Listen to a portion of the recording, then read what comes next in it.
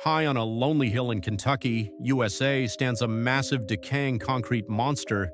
It is Waverly Hills Sanatorium. Today, its dark corridors are empty, silent, and overgrown. But if these crumbling walls could talk, they would scream. This is the story of a place where over 63,000 people came to die, and where a hidden concrete tunnel became a highway for the dead. In the early 1900s, a deadly disease called the White Plague was tearing through the world. It was tuberculosis. It destroyed people's lungs, making them cough up blood until they suffocated. There was no cure.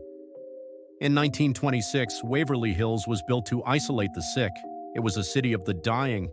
The doctors at Waverly Hills were desperate, and their treatments were pure horror. To bring air into the lungs, they would perform experimental surgeries. They cut open patients' chests and placed heavy sandbags on their lungs. Sometimes they surgically removed several ribs to force the chest cavity open. Most patients did not survive the operations. They bled to death on the metal tables.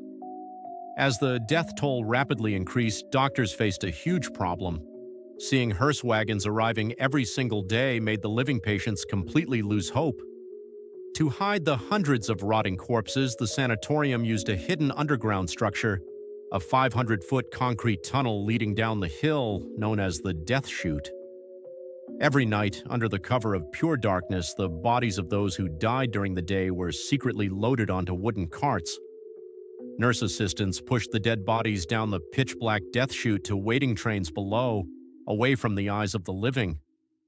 The horror only intensified on the 5th floor, specifically in room 502. In 1928, the head nurse was found hanging from the ceiling light fixture in this room.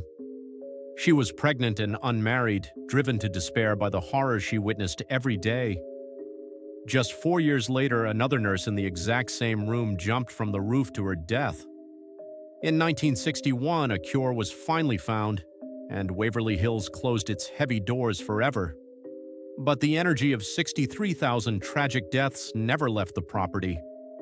Today, explorers report cold spots, disembodied screams in the empty rooms, and the terrifying shadow of a man walking down the dark concrete Death Chute. The hospital is long gone, but the agony of Waverly Hills remains carved into the stone forever.